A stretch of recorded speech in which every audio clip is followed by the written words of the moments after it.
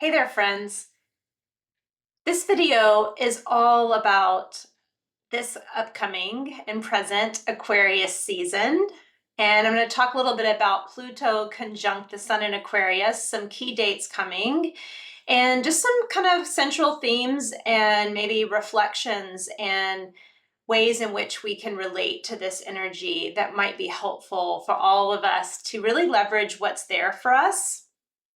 One of the core precepts that I really believe that astrology and a lot of other things offer us is this notion that everything is working for us. And I think that is just so important to remember, especially in light of the current energies, that nothing is happening to us. We're not victims. The world's not against us. Things that are intense and at times cause a lot of tension within ourselves have an evolutionary purpose. And it's not to make us better or to teach us a lesson, but it's more because there's growth desired at the soul level that sometimes we don't register in our awareness or consciousness. Like we may not say, well, I want this to happen so that this will happen. But in the end, if what we're truly craving, let's say, for example, is freedom, is the freedom to be who we really are, to be so authentically ourselves that we're not posturing or we're not diminishing ourselves or we're not adapting unnecessarily. If really what's that what we want, then anything that's happening that's causing a disruption or causing things in our lives to fall away or to change, if in the end it's yielding that freedom, then it is in service to us. And we are calling it in as a creator. It's just that sometimes it's happening in a way in which our mind can't make sense of. So I want to put that out there first and foremost. I truly think this season of Aquarius is inviting us to liberate the truth. The truth that sometimes is, as Al Gore put it in that movie, an inconvenient truth. Sometimes there are things in which we don't want to see because we know in seeing and knowing it, it will forever change us. It will forever change how we do things. And although most of us would say, well, yeah, I want to know the truth. I want to be truthful with how I am living life and in relating to my life. There's always things that if we were to know it, like we kind of wish we didn't know it anymore. Um, this is truly a time of reconciliation, also of maybe stories that we've told about something that truly maybe weren't in truth. Maybe the way we told the story or we internalized the story was one of which that maybe there was pain. And I'm not neglecting the fact that there might have been pain, but maybe the deeper truth wasn't about the pain of it, but it was about the realization of something that was really important for us to know, because in knowing that truth, we're able to be more of ourselves. So let's break this down a little bit. When we move into Aquarius season, we move into air. So we move into communication. We move into presence, paying attention, where our awareness is. So it's not just communication, it's actually understanding our perception around things. If you think about it, there's the reality of like what I say, and then there's the perception about what I say. And that's really crucial in Aquarius because we really want to get beyond just the superficial story of it. The higher octave of Mercury is truly this archetype of Aquarius. So it's not that it's better than Gemini, it's just simply a more refined, elevated truth. So we're moving into air and we're moving into fixed air. So it's a concentration of this truth. It's like really getting down to the core essence of it. So we're talking about our fixed ideas. We're talking about ideologies. We're talking about frameworks in that sense. And Aquarius is all about innovation. It's about individuation. It's where we have to get out of the consensus, out of how everyone else is doing it, how everyone else is seeing it, perceiving it, the way it works for everyone. This is really where we find our true creative essence. And the truth about you is that there is no one like you. Even if you say the same things as other people, and if you do the same things, you don't truly do it like anyone else. And yes, we're conditioned by our family, by our surroundings. And that has a large role to play. And that's part of what has to be freed up when we talk about the archetype of Aquarius. It's like where we learned something that really didn't fit. It's like we put on a pair of shoes and we kept wearing them, and yet we realized these don't really fit. These aren't really the shoe that I need to wear. And so Aquarius is where oftentimes we feel isolated or alone, or we feel like no one gets us. And sometimes they don't get us because we're not really being ourselves. And so we're drawing people and community around us that are more attracted to who we're portraying, not who we truly are. With Aquarius, we're trying to reconcile the inner and the outer. And so freedom from the norm is one of the Aquarian principles. It's a willingness to rebel, to reject what everyone else is doing, and to say, but what's true for me?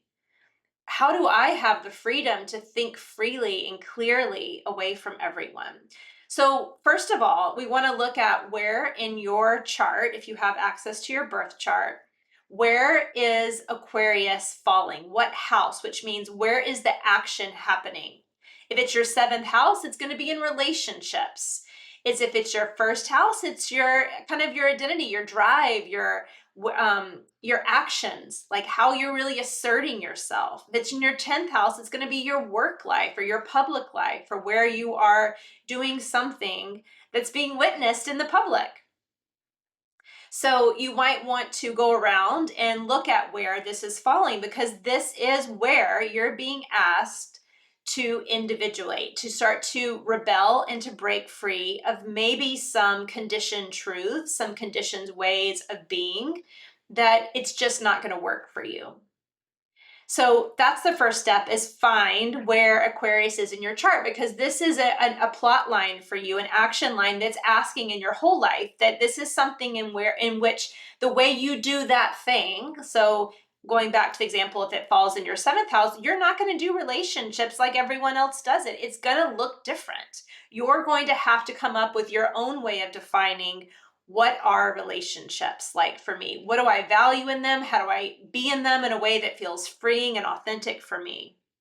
So that's the first place, is find out the where in your chart and find out the how do you need to do it differently. So this can be reflecting, this can be looking at your past. This can be also asking yourself, like, where do I feel bound up and what can I do that would allow me to feel unbound?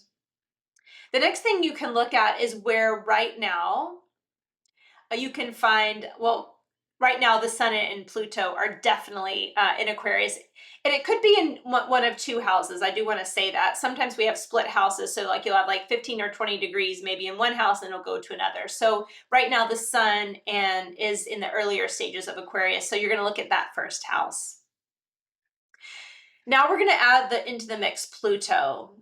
Pluto is the soul in evolutionary astrology. Pluto is these themes that we're really trying to work out to really, truly get certain experiences. And when Pluto's in Aquarius, we're having a lot of intensity about our individuation. We're kind of realizing where we've been in the dark, or maybe afraid to see the truth. So this could be the truth like, oh, I didn't know that actually my sexual orientation isn't what I want. Oh, I've never been able to just really realize that maybe the way I want to have relationships is I want to be polyamorous. It could be something like that. It could be that actually I don't want to have one job. I want to have a million jobs, and I want to make a living doing a lot of little things, because doing that one way, having the job that pays the bills, doesn't work for me. We're being asked that to reveal a truth about something that perhaps we've had some trauma around. So if I go back to the example of maybe there was something in your sexual orientation or even your gender, that's a really inconvenient truth living in our lives. Maybe not as much today as it was before, but as a child, for sure, that would have been some wounding that you might experience. And so really what we're trying to, in some ways, rectify is any type of trauma in which we started to be who we were more authentically and individually, and for some reason we got rejected by it, we got judged, we thought that it was wrong, we made it taboo for ourselves, we cut ourselves off from it, we kind of let it have its own death. And as we're realizing, as Pluto comes around again, we're going to have to, in some ways, have a rebirth of this, because sometimes those truths that we thought we could just push down can't be pushed down. They just simply can't, because we can't be a whole person if they're not. So imagine trying to live your life if truly what you realize is, okay, I am a different sexual orientation. Imagine trying to live the rest of your life just saying, I'm not going to acknowledge that truth. You won't feel like your real person, your whole person. You'll feel something is amiss. So it's a time to really look at our trauma, look at where, when we thought we were acting out in our way, that it didn't work out for us, and therefore we shunned that part or thought that's wrong, or we realized, okay, I'm weird, and therefore I need to be more like everyone else. And so we, in some ways, tell an untrue truth. We might be caught up in the drama of it, or the trauma, or the way it was in pain, and we don't want to touch that pain again. But we have to also acknowledge that oftentimes, by not acknowledging the truth, that causes a greater pain than facing the fear of realizing what really is true. So maybe you've been in a marriage for a lot of years, and then you realize that, like, yeah, like, I did the thing, I got married, I had the job, I have the kids, and now I'm realizing, like, I don't want this life. And you're like, but look at how much pain this will cause if I do this. And then you realize that, well, what about how much pain if I stay in this life and I feel like I'm a shell of a person, or I'm pretending? So these are the hard questions. Wherever Pluto shows up in your chart, whether it's in your birth chart and its natal sign, or it's transiting, there's intensity. It's like real stuff. Like, something's got to die and something needs to come from the ashes. The phoenix, which is the truth, the liberation, the freedom, is wanting to come out of that. But it's wanting to come out of it. It's not going to be pretty. It's not going to be easy. It's going to be intense. You're going to have to sit with some things that are uncomfortable, and you're like, oh, I don't want to deal with that. But yet, when you deal with that, you uncover something that's so real, that's so you, it's so powerful, because instead of splitting and parsing yourself out or being part of a person, you start to become the full you. You start to really be able to be yourself. And there's something about that that squashes fear. Yeah, it's still uncomfortable. And yeah, you still may not know how this is going to shake out. And that might invoke another type of fear, but the fear of seeing yourself, which, to be honest, I find that that's the fear that sometimes I fear most, is like, who really am I? And what would it be like to really just be myself? Like, that's freaking scary sometimes. I'm sure you've heard the quote that we're sometimes the most scared of our own power. And with Pluto, that's 100% it. So this might be a place where you were rejected from the herd, or you thought you would be, or you feel really isolated now. But if you go underneath those layers, because with Pluto, we got to go deep. We got to go deep into those painful emotions. We got to go deep into those places of discomfort and find out, but what's the truth about it? Like, what's the real truth about it? Not the story I'm telling. What's the real truth about it? And when we're able to sit with those truths, we're able not to push away and deny what's uncomfortable and ugly and maybe like not so copacetic, is where we really find our power. An oil I really like with this is patchouli. When I use patchouli, I imagine like going down in my basement, like where it's smelly and there might be bugs and spiders. I don't really have a basement, but I used to have one. And it was kind of like that. It was like kind of icky, and I didn't want to stay there, and it just kind of felt like dark. And with patchouli, it's like we open the windows and we let the air in, we let our awareness, we let our perception in, and we kind of have to see it, like we experience it, and we don't push away, because we realize that to be a full person, we got to embrace all the parts that we're embarrassed of, the parts that we're like, ooh, yeah, that's me. Yep, I'm into that. It doesn't really matter. It's about really coming to terms with it. So this is a good time to sit with all that's uncomfortable, ugly, the stuff that you would rather just put in the closet, and really allowing yourself to like go back and take another perception and look at it to see what truth is there for you. What truth now needs to be integrated, needs to have a new perception so that you can really, really, really be who you are. So that's really what Pluto by this right by the sun is going to be asking us to do. And for you, this may also conjoin other planets. It might square other planets, be in opposition, find any type of aspecting, and that will kind of in some ways give you some signs or some like you'll kind of know where else this might affect you and who else is in the party of your discovery.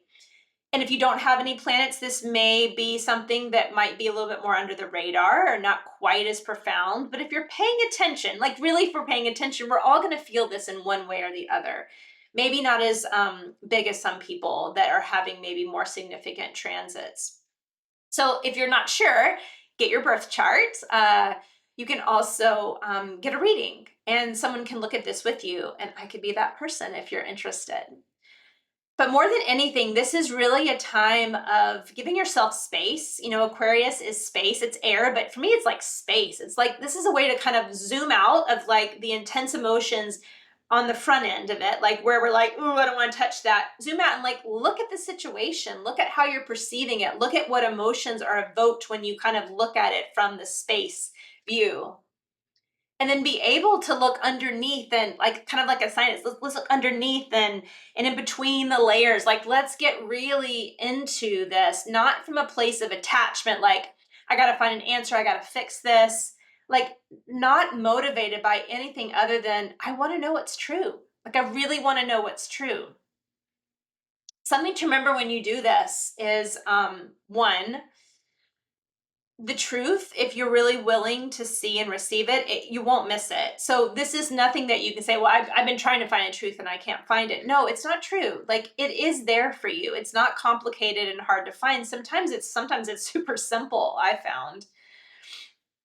And sometimes we just need more of the witnessing aspect, like when we're really pushing away or we're heavy handed with how we're judging ourselves or feeling bad, that can really block us from the truth. So that's what I mean about the non attachment. Like zoom out a bit, and it might help you just to tell the story of it. So just to write the story of this maybe situation, and then be able to look at it more from reading it and like being curious. If I were reading someone else's story, what would my observation be? Get someone else to read it too. But remember, this is all about your way of defining the truth, your way of expressing your individuality, what makes you you. And oftentimes it's all the gore and all the icky stuff that really leads to our interesting personality. Like I think about if you took away from me all the drama of like my marriages, my divorces, how many different things I've tried in my career. If you took all that away, I would not be me. Now, did I want to go through all that really hard stuff that was painful, that that elicits a lot of emotions? Like I wouldn't have chosen that. But in that being my path, it has carved who I am today. Like I couldn't be who I am without that. Like there just wasn't another way. And so as the more I can see and look at my history, I see what it was doing for me. Like I see how this was shaping me. And I see that there's another truth there besides the truth I told, which is like, oh, I wasn't lovable. People don't want to be with me. Like all the stories I might have told, like, oh, if I'm really myself, no one will want to be with me. Like those stories aren't really true. They felt true, but they weren't really true. Like really, I was trying to find how I really want to do relationship, who I want to be with, who I am. And all of that took a lot of tries and iterations and continues to.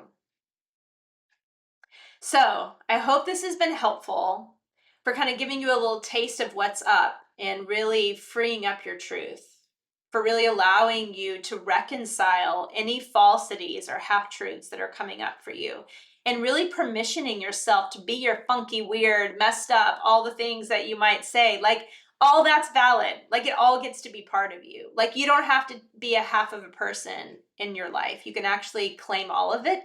And you don't have to actually know how it's all going to work out either. You can just start being more at peace with it, more embodied of it, and see where it takes you. I want to tell you some dates to kind of know this month, and I'll have more videos that I'll post about maybe like more as we get closer to time with the energies. But our new moon is on January 29th, so that'll be a good time to really set some intentions and really feel into where this is showing up for you. to ask yourself, like, what needs to be done differently. I think on the 30th, it'll be a good day for receiving more of that ahas and insights, higher mind, as far as signs and omens. I think on 2/9, that will be a good day to share and communicate, to receive insights, to really start communicating from this place of who you really are. On the 12th is our full moon in Leo, and I will definitely say more about all of this. Just want you to bookmark those dates and get ready for more videos as it's coming. I hope that was helpful. And with astrology, yes, you can look at your chart and you can look at all the particulars. And for me, I find it really helpful. But if that's not your jam and you don't have access to it, you don't want to get a reading and it all seems foreign, spend time in nature. Spend time in places that give you oversight. Like, to me, it's like going to the gorge and being in the mountains, or having some crisp, clean air, a brisk morning walk. Be in nature and ask the universe to reveal to you what it is you're wanting to, what needs to be freed. Like, talk to your truth. Tell it you're ready to hear it, to see it, to perceive it in its true form. And when you do that, friends, like, nature answers. So you don't have to know the astrology. Like, the astrology just points us in the direction, but it's coming. If you're ready for it, it's coming, and you can't miss it. And you can't do it wrong. Because in any way that you interact and relate to it, you're learning, you're growing, you're shifting. And so I just hope that you can trust that, because I know for me, when I try too hard, when I make it a job or a thing, it's so difficult. And then when I just relax and know that, like, truth is me, Satnam, I am truth, truth's my identity, then I know that it's just inside me. It's nothing I'm trying to find. And nature can oftentimes so beautifully and artistically reveal exactly what we need to know. So blessings, friends, during this season. It can be intense, it can be disruptive, it can be like a shakeup. But remember, it's all been brewing. Like, you've been crafting this for so long, and you're ready for whatever you're opening your eyes to. And may you perceive it from love, from acceptance, from unconditional, unwavering yesness to who you are. Because you can't be any other way, and you shouldn't, because we need you just the way you are. Let me know how this sits with you, what's coming to you. Interact with me. Play along. This is how we grow together. We share, we open up. Blessings, friends.